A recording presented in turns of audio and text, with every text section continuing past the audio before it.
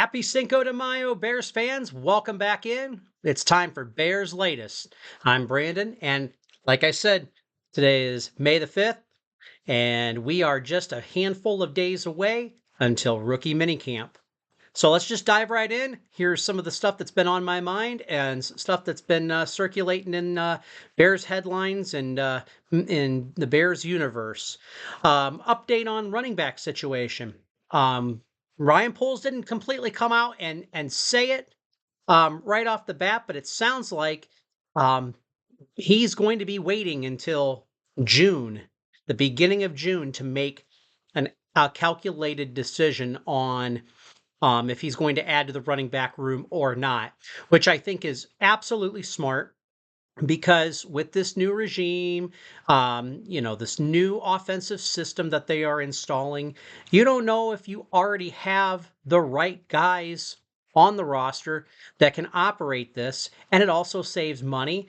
It also gets reps to other players that are able and are going to succeed in this offense. So I think you don't mess with that.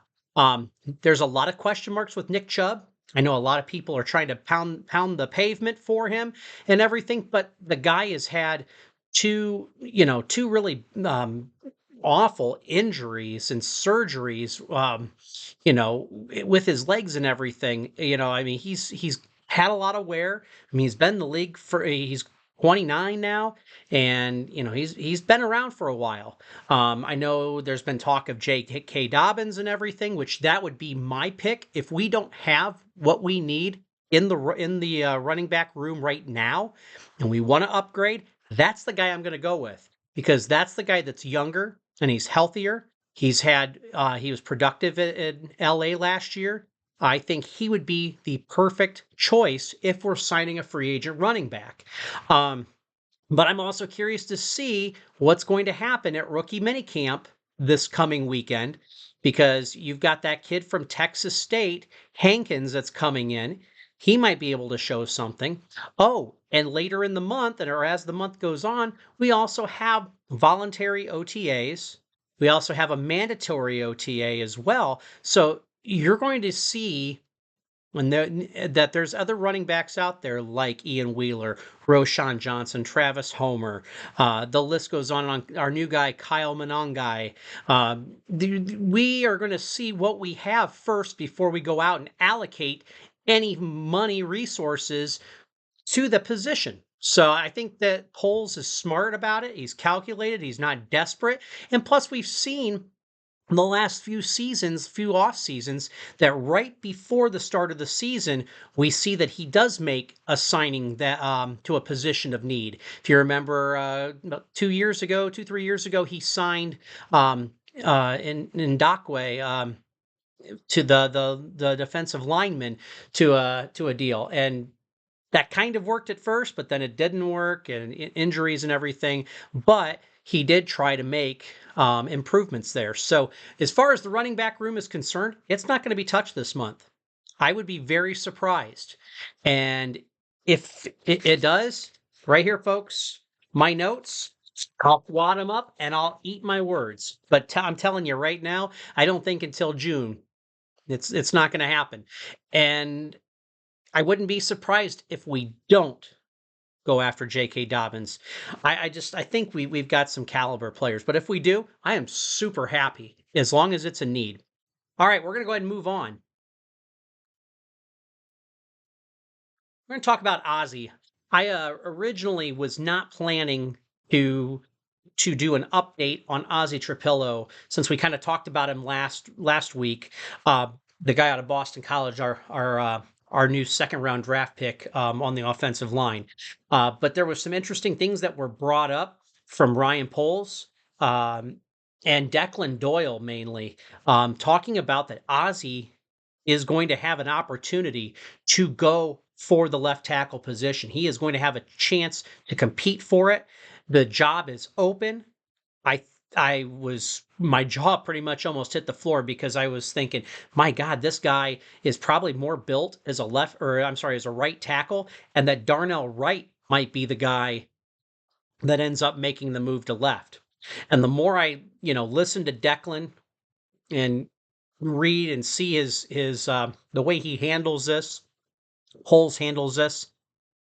I think, especially since you've got Roshar in there as well, taking care of the line, I think that this is a very good possibility, and that they might turn Braxton Jones into more of a swing tackle. And they're really banking on, and I mean it's a risk, but I mean, it looks like they had planned for this to begin with, but I think Ozzy's going to have every opportunity to earn this position, and I wouldn't be super surprised if he earns the job week one, because as we already know, Ben Johnson, Ryan Poles and company have already said they're going to put the best starting five out on that line. And, the group is going to gel together. They're going to be able to work together, and they're going to succeed. It's going to be the best five. It's not going to be, what draft pick you were, how much money, even though that's kind of, like your Drew Dahlmans of the world and such. But I truly believe they're going to pick the best five. And if Ozzy goes in there and he balls out and he protects and he shows that he can work the blind side there and protect Caleb, then I say go for it. And that way you're keeping Darnell Wright on the right side, and you can continue to develop him over there. He can be your Penei Sewell kind of guy, and then Ozzy can carve it out on his own. He did play a season of left tackle. It was a little while ago, but he's done it, and I think that going into rookie camp and going into the into training camp and such, he's going to have every opportunity as long as he gets in there and puts his nose to the ground and works. I think that the sky is the limit for him. So it'll be interesting to see over the coming weeks what Ozzy Trapillo is going to be able to do. So, all right, we're going to move on. I've got a deep dive. It wasn't the deep dive that I was originally thinking about doing, and that's the thing. We did a deep dive on Major Burns, the undrafted safety out of LSU, last week. But this weekend, I was kind of toiling around, looking at videos and watching highlights, and was doing a little bit of reading from a couple other sites in regards to Tasheem Johnson, who is another undrafted free agent safety, as well as Major Burns out of Oregon, which that spoke to me because I'm a former Bulldog fan. Well, actually, I'm a current Bulldog fan too, but I did go to school at UGA, and I follow the Bulldogs quite well. And during their national championship season, they had Dan Lanning, who was their defensive coordinator, who then became the head coach at Oregon and is a defensive mastermind, learned under Kirby Smart. He runs pro-style defenses and has turned out a lot of productive and successful players so far in his very short coaching career thus far. And just looking at what Tasheem Johnson does and can do for the Bears going into 2026 and beyond, both him and Major Burns, I believe, have a shot of being starting safeties on this defense because they both come from strong programs under great coaches, have played with great players, and are smart and are on the ball and just absolutely athletic. And watching Tasheem Johnson, the guy is a ball hawk. He can play deep. He can also play, right up in the box. He can be a slot corner if need be. He's super flexible, but I like his ball skills in the deep part of the field where he is, out there covering ground there, making sure offensive players are not getting the ball, and he completes plays all the way through. The only real downside to him is that he is a little bit of a smaller guy, but we've seen pro guys before that are on the smaller side that have flourished out there on the field. And I do believe that he has that opportunity and will continue to refine his skills with this team. I think a guy like Al Harris, I think a guy like Dennis Allen and company are going to be able to pull the best or get the best out of both him and Major Burns going further. I think that you can see Tasheem Johnson being that center field, kind of like what Eddie Jackson started his career out as when we brought him in long, long ago, 2018-ish or so. Um, I could see him being more of that. And then I could also see Major Burns working up in the up in the box and such. But I think that this is also this will be another interesting story to follow in the remainder of the offseason as we get into camps and activities and such, and see what these guys are able to learn and able to do um, with this new defensive system that they are installing. But Tashim came from Oregon, played 2 years there, but before that, he was at Ole Miss. So this guy has not only played in the SEC, but he's also played Big Ten, because you can call it Big Ten for a year, and then before that, like the Pac-12. So you've got a guy that has seen high-end talent, has played meaningful games every single week against great competition.